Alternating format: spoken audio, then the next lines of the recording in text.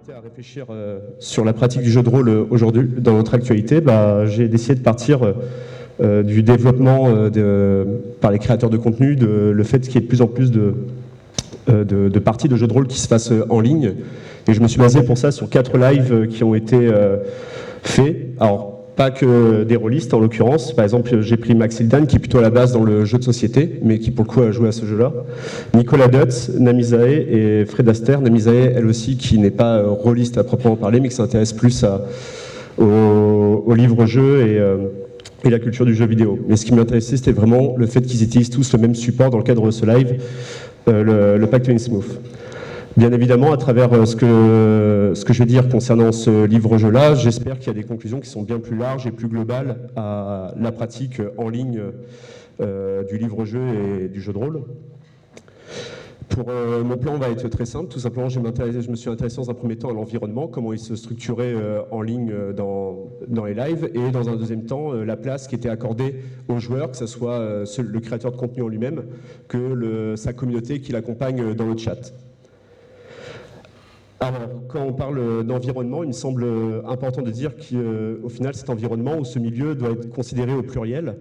Il y a, selon moi, voilà, j'ai travaillé autour de 3 types d'environnement. Tout d'abord, le contexte de production et de diffusion de ce jeu, à quel moment il apparaît et qu'est-ce que ça peut faire. Deuxièmement, il y a le média par lequel on joue à ce jeu, donc ça pouvait être c'était souvent la plateforme Twitch. Et enfin, le milieu qui est celui du contenu du jeu en lui-même. Alors, quand on parle d'un jeu, d'un livre-jeu ou d'un jeu de rôle, ils ne sont jamais produits par eux-mêmes et pour eux-mêmes. Ils relèvent toujours d'un contexte de production et de diffusion. Et si nous regardons, par exemple, le Pacte Innsmouth, qui a été créé par la maison d'édition française Eldercraft, on constate qu'il est sorti en 2022. Et si nous regardons déjà en 2020, nous avions une nouvelle traduction du Cauchemar d'Innsmouth, dont s'inspire le Pacte Innsmouth, qui était proposé par Maxime Ledin aux éditions Braj-Léon. L'année même de sortie de ce livre-jeu, il y avait aux éditions Kiun, donc une maison d'édition dans le manga, le Cauchemar d'Innsmouth qui était sorti. Et un an après la sortie du Pacte Innsmouth, nous avions aux éditions Chakos un autre livre-jeu plus abrégé, plus sommaire, qui reprenait le Cauchemar d'Innsmouth. Ce qui montre que tout simplement, au moment où sort ce livre-jeu-là, dans le milieu de la culture geek, dans le milieu rôliste, il y a quand même un regain d'intérêt, même si c'est toujours relatif à ce que nous aimons en tant que jeu et en tant que pratique, pour Lovecraft. À cela également, il y a également le fait, j'en ai discuté avec Maxime Ledin, qui est donc le traducteur du Cauchemar d'Innsmouth, mais qui a participé à la création du Pacte Innsmouth en lui-même. Il y a notre actualité, on va dire, en termes de société. Lovecraft propose toujours des aventures qui sont plus angoissantes, qui se passent dans une terreur, ce qui nous a été expliqué auparavant. Et ça peut trouver aujourd'hui un écho, selon Maxime Ledin, avec ce que nous vivons aujourd'hui, par exemple des défis que doivent relever notre société et qui nous semblent immenses à notre taille humaine. Par exemple, la question écologique. Et également, on peut voir plein d'autres thèmes soulevés par Lovecraft. Par exemple, le cas des sectes religieuses, etc., sont aussi un sujet qui commence à arriver. Alors, c'était déjà le cas en Amérique du Nord, mais de plus en plus en France, on voit cette question-là qui arrive. Ensuite, il y a un aspect, toujours dans le cadre de ce contexte, il y a bien sûr le marketing qui va être proposé par Eldercraft, alors surtout autour de sa propre communauté via la plateforme Discord, où ils vont s'amuser à créer, stimuler leur communauté en donnant des indices sur qu'est-ce qui va sortir. Et ce qu'on remarque, c'est qu'il y a souvent des récurrences autour de ce que l'on pense du monde de Lovecraft, ce côté terreur et angoisse. Alors maintenant, dans le cadre d'une partie en ligne, il est important pour ces créateurs de contenu d'attirer visuellement l'attention de leur communauté, quand bien même aujourd'hui une grande partie de ces lives au final sont plus écoutés que regardés. Mais ce qu'on remarque au final, si nous prenons Max Hildan, Nicolas Dutz ou encore Fred Astaire, c'est la récurrence de 2 éléments, la fiche de personnage et la carte d'Innsmouth en elle-même. Ce qui montre qu'avant même d'être des outils nécessaires pour bien faire sa partie de jeu de rôle, ce sont également des artifices mis en place pour maintenir notre attention. La marge d'erreur dans l'enquête que j'ai menée, c'est Namisae qui, elle, pour le coup, choisit seulement de filmer en contre-plongée le livre au fur et à mesure qu'elle raconte l'histoire à sa communauté. Et en discutant avec elle, elle m'expliquait que si c'était à refaire aujourd'hui, elle ne le referait pas parce qu'elle se rendait compte elle-même que ce n'était pas le meilleur moyen pour créer une immersion chez les joueurs. Un autre élément qui est important, et c'est celui de cette carte. En haut à gauche, vous avez celle qui est proposée par Eldercraft pour le pack Innsmouth. Et en discutant avec Maxime Ledin, je lui ai demandé d'où est-ce qu'il avait trouvé son inspiration. Tout d'abord, il y a l'œuvre de Lovecraft en elle-même. Il s'est servi du cauchemar d'Innsmouth et de l'affaire Charles Dexter pour recueillir un maximum d'éléments qui lui permettrait de se faire une représentation de la ville. Et il y a également toutes les œuvres dérivées de l'univers de Lovecraft. Et en cela, il s'est servi également, il m'a expliqué de ce site, innsmouthmania.blogspot.com, et les suppléments Chaosium de l'appel de Cthulhu. Ce qui est intéressant de noter, c'est que lorsqu'on regarde ces différentes cartes de Innsmouth, on remarque qu'il y a toujours cet idéal type qui ressort de la ville nord-américaine. C'est toujours ce plan quadrillé, avec ses rues droites, angle droit, etc., qui est typique de nos villes portuaires et militaires. Mais alors que nous sommes dans un monde fictif, il y a quand même ce respect de cet idéal type pour plonger les joueurs et lecteurs dans le monde de Providence, d'Innsmouth, et l'Est américain, excusez-moi. Un autre élément qui permet là cette fois-ci de rentrer plus dans l'univers de Lovecraft, et c'est visible sur les 3 plans que vous avez sur la ligne du haut, c'est le fait que l'on voit des rues qui sont tordues, déformées, qui montrent l'esprit un peu malaisant et angoissant qu'il peut y avoir à jouer dans un jeu en lien avec l'univers de Lovecraft. Un autre élément qui contribue à cette immersion, et cette fois-ci c'est à la lecture même du jeu, donc dans le contenu, ça a été le respect, et ça a été une volonté de Maxime Ledin, c'est de respecter l'œuvre de Lovecraft. Et en cela, vous vous retrouvez durant du moins les 3 premiers chapitres de ce livre-jeu avec un respect de l'œuvre originale, Le Cauchemar d'Innsmouth, où il partait vraiment de blocs et de paragraphes du livre pour créer des mises en situation, les mises en situation, les problèmes auxquels devront se confronter les joueurs. Ce côté également balzacien, le fait qu'il y ait énormément d'éléments, etc., Maxime Ledin, il en avait conscience, parce que dans les archives qu'il a pu me transmettre, lorsqu'il envoyait par exemple un extrait du jeu à ses collègues, il expliquait là je mets énormément de détails, mais d'un autre côté c'est pour correspondre à ce que Lovecraft avait écrit, et également pour permettre une meilleure immersion du joueur. Enfin, il y a un dernier élément qui permet cette immersion, ça a été le fait que Eldercraft propose une version audio de son livre-jeu. C'est notamment Nicolas Dutz qui a choisi cette version-là pour son live, où là, Eldercraft est passé par un comédien pour enregistrer l'ensemble du livre, pour jouer sur les voix, et ainsi le créateur de contenu n'est plus seulement dans un rôle de meneur ou de maître du jeu entre guillemets, il est vraiment un joueur comme l'ensemble de sa communauté.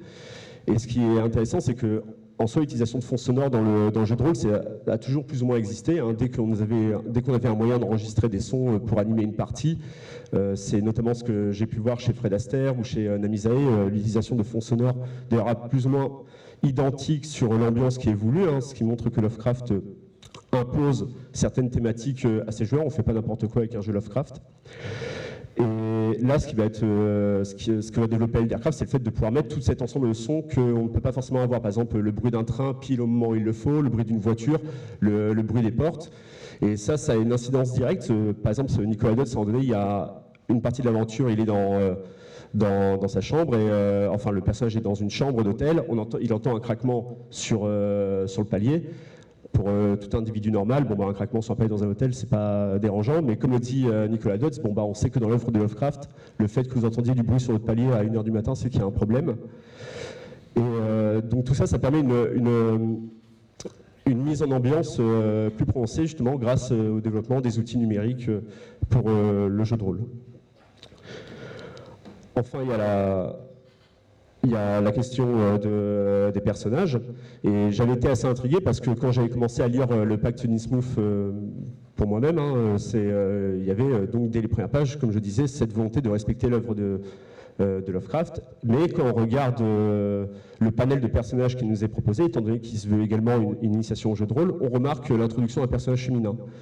J'en ai discuté avec Namisae et Nicolas Dutz à ce propos. J'aurais demandé est-ce que si, selon eux, c'était une manière de répondre à certains besoins de la société avec plus de représentation des femmes dans le monde du jeu de rôle, etc. Et ils reconnaissaient que oui, peut-être, mais que d'un autre côté, la question du travestissement chez les joueurs de jeux de rôle a toujours plus ou moins existé. Le fait qu'un homme incarne une femme, ça pouvait se faire, parce que tout simplement, quand on jouait un jeu de rôle dans un cadre privé, à 5-6, il y a l'anonymat, le fait d'être entre soi, et au fond, ça posait pas vraiment de problème. En discutant après avec Fibre Tigre, donc l'un des fondateurs d'Eldercraft, je lui ai reposé la question et lui m'a tout simplement dit qu'aujourd'hui le jeu de rôle connaissait une lente démocratisation et ouverture aux femmes et que donc il y avait encore 50% de marché à récupérer. Donc c'était complètement différent. Maintenant, quand on fait un live, il y a un problème qui va se passer, c'est que lorsqu'on joue à un jeu de rôle entre nous, autour d'une table, chacun des participants incarne un personnage et au final s'approprie ou crée une identité autour de ce personnage. Or, dans le cadre du live, nous sommes obligés de partager collectivement une même identité, ce qui montre à la fois une perte donc de l'individualité au profit du collectif. Pour Fred Astaire et Nicolas Dutz, je n'ai pas pu voir comment ils avaient mis en place ce choix. Peut-être que c'est eux qui ont imposé à leur communauté le choix de tel ou tel personnage. Mais si nous regardons par exemple chez Namisae, elle met en place tout au long de sa partie un système de votation pour savoir quel personnage les intéresserait, ou alors plus tard dans la partie, face à un problème, qu'est-ce qu'on peut faire. Maxidal utilise son chat avec un système de modérateur où il regarde au final quel choix de personnage va ressortir le plus, et ainsi collectivement nous incarnerons tous le même personnage. Ce qui devient intéressant parce qu'au final c'est vraiment une autre manière de concevoir le jeu de rôle, dans le fait que nous sommes plusieurs à l'intérieur d'un même corps, et donc le fait que nous soyons dans une partie où chacun a son propre personnage, où chacun, ou quand nous sommes en petit comité à 5-6, on peut mettre en place des principes de démocratie directe face à une situation, un problème, qu'est-ce qui nous semblerait le plus simple pour résoudre une problématique. Là, pour le coup, tout doit être repensé collectivement, et il y a d'une certaine manière, il y a une décharge de la responsabilité qui s'opère chez les joueurs, parce que le fait d'être à plusieurs plutôt que seul fait qu'on a moins le poids de l'action entre les mains. C'est moins lourd à vivre seul. D'ailleurs, les créateurs de contenu rappellent régulièrement à leur communauté que c'est vécu collectivement, ne serait-ce que par l'emploi du « on » ou du « nous » plutôt que du « je » ou du « vous » qui les exclut. Alors ça existe parfois dans sa partie, Nicolas Dutz repasse à la première personne. C'est ça qui m'a fait penser au fait que l'utilisation de ces sujets n'est pas anodin dans une partie de live. Et excusez-moi. Puis aussi, il y a un autre problème, c'est celui toujours dans le cadre d'une partie en live comme le Pacte Innsmouth, c'est de savoir, mais c'est le cas pour tout live, au final c'est toujours cette mise en tension entre la partie et sa communauté. Et en cela, ce qui est intéressant de noter, c'est que il y a des autorégulations qui se font dans le chat. Souvent, c'est la communauté qui revient au jeu quand ça commence à partir sur trop des sujets divers et variés. Ou alors, c'est dans ce cas-là, le meneur de jeu, enfin le créateur de contenu, qui lui doit rappeler sa communauté en disant « on s'y replonge, on est reparti », etc. En conclusion, ce qu'on peut retenir de cette enquête que j'ai menée, c'est tout d'abord qu'il y a tout un emboîtement de contextes qui sont nécessaires à comprendre la représentation d'un jeu en fonction de son contexte de production et de diffusion, comme je disais. Il y a aussi maintenant des possibilités. Le Pacte Innsmouth est un jeu qui peut être pensé un peu comme un open world. Ce que je disais, le fait qu'on ait voulu respecter l'œuvre de Lovecraft avec tous ces détails, tous ces éléments de décor, là on voit pour le coup vraiment que les créateurs de jeux de rôle aujourd'hui s'inspirent de ce qui a pu être fait dans le jeu vidéo. On peut penser au MMORPG, etc. Adapté là sous la forme d'un livre, donc avec ses limites, bien évidemment. Mais il y a ces possibilités maintenant d'offrir un monde plus ouvert aux lecteurs de livres jeux en solitaire ou alors collectivement. Il y a également une remise en cause par le système du live des questions de démocratie et de représentativité de chaque joueur. Et enfin, comme on a pu le voir avec les cartes, mais c'était l'un des éléments, tout simplement, il y a des auteurs qui, eux, transcendent les générations et imposent certains thèmes à l'ensemble, imposent certains thèmes dans l'imaginaire pour se représenter qu'est-ce que le monde de Lovecraft. Voilà, je vous remercie et je reste à votre disposition pour les questions.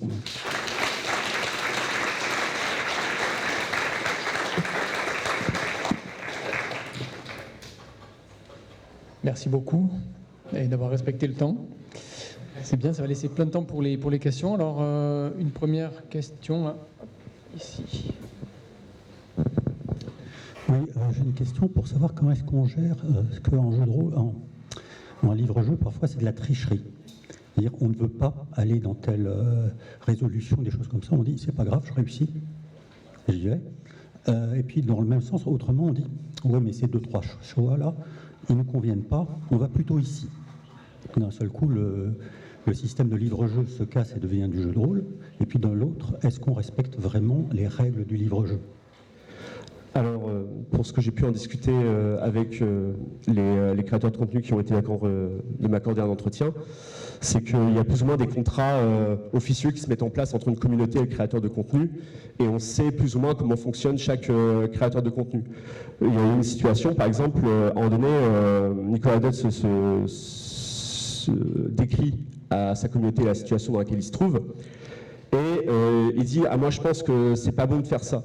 Et directement, il s'adresse à sa communauté en disant non, je n'ai pas été voir en amont ce qui se passait, je n'ai pas non plus, enfin, il n'a pas cherché à spoiler un peu ce qui allait se passer, mais il dit voilà, vu que c'est le monde de Lovecraft, je sais qu'il va se passer ça. Donc il y a des formes de contrats qui se mettent en place et qui sont souvent rappelés par ces créateurs de contenu pour réguler. Je ne sais pas si j'ai bien répondu à votre question pour le coup. Oui. L'objet d'étude est intéressant, mais ça ne me semble pas être du jeu de rôle, parce qu'il y a beaucoup de couches de communication qui sont complètement ignorées, là. On reprend le thème de communauté, on prend le terme de communauté comme s'il allait de soi, mais ce que ça veut dire, c'est qu'il y a un spectacle, il y a des spectateurs déjà, tout ce truc-là est passé à la trappe. Je trouve ça très gênant, vraiment, je suis désolé, c'est parce que je trouve l'objet d'étude intéressant que je trouve ça dommage de l'associer au jeu de rôle aussi simplement, comme si on parlait de ça là. Le livre est associé à un spectacle aussi, comme si tout ça était d'un seul trait, alors que le livre lui-même peut être joué par ailleurs sans avoir recours à l'artifice de la communauté qui donne son avis sur ce qu'il faudrait faire dans la suite du jeu. C'est quelque chose qui peut se jouer tout seul aussi par ailleurs. Et tous ces agencements de communication, alors tu parles des intérêts économiques qui sont effectivement pas neutres dans cette histoire. Les créateurs de contenu, ils font pas ça par pure philanthropie.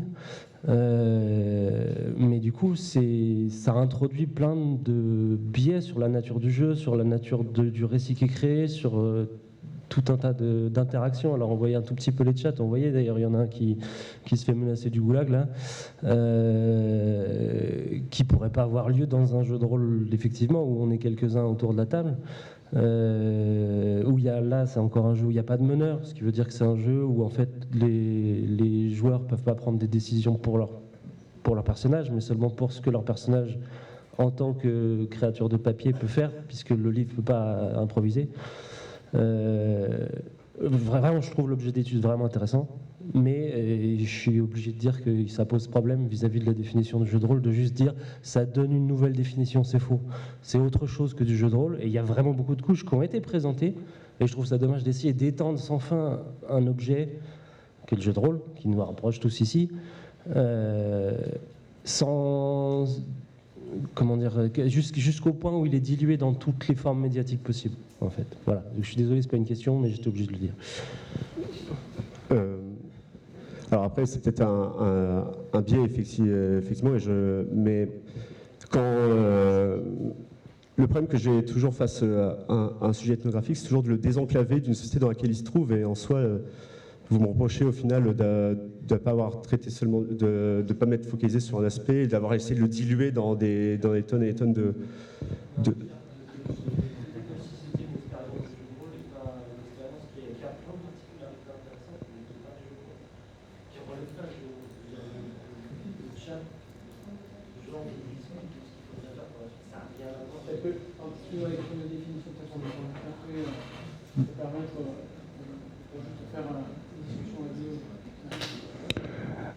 D'abord, merci. Il y a toujours eu des parallèles entre le livre-jeu et le jeu de rôle depuis la création du livre-jeu. J'aimerais porter à l'attention de tout le monde qu'il y a des évolutions en fait dans le monde du livre-jeu et notamment une hybridation avec le jeu de rôle, notamment qu'on va découvrir dans le média qui s'appelle le jeu de rôle solo, où en fait on va articuler des mécanismes de livre-jeu avec notamment des arborescences, des choses des événements qui vont être imposés par le livre, et on va articuler ça à des phases d'appropriation où la joueuse peut élaborer la vie intérieure de son personnage, peut répondre à des questions orientées, c'est-à-dire peut en fait prendre la main sur une partie de la narration et peut prendre éventuellement une certaine gamme de choix qui ne sont pas préécrits.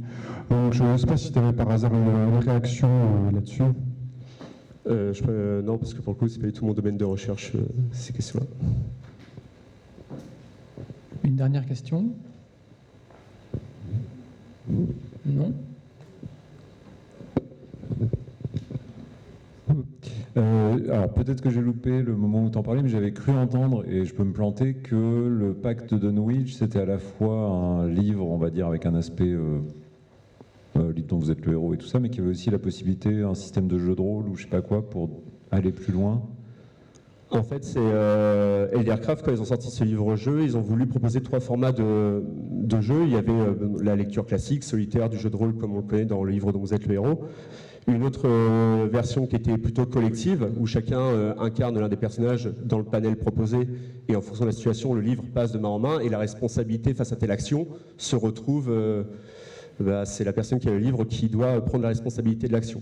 Et enfin, il y avait ce côté, ce qu'ils appelaient initiation au jeu de rôle, où parce que bon, c'est par rapport à un livre, c'est un livre-jeu où il y a toujours système d'entrée, de renvoi à telle page en fonction de ce qu'on choisit. Il y a également des lancers de dés, il y a les fiches personnages, comme on peut le voir, reprennent des éléments du jeu de rôle. Donc voilà, il y avait 3 formats de jeu qui étaient proposés par Eldercraft sur ce jeu. Et tout utilise les paragraphes et tout ça, quoi qu'il arrive. Enfin, les numérotations et tout ça, c'est ça. Je comprends pas. Non, du coup, j'ai peut-être mal compris. Il y a toujours, comme dans un livre dont vous êtes le héros, aller à tel paragraphe, oui, bien entrée, sûr. Et tout ça. Et dans les 3 options, ça utilise ce même. Oui, ça ils ont maintenu, oui. Ok, merci. Merci beaucoup.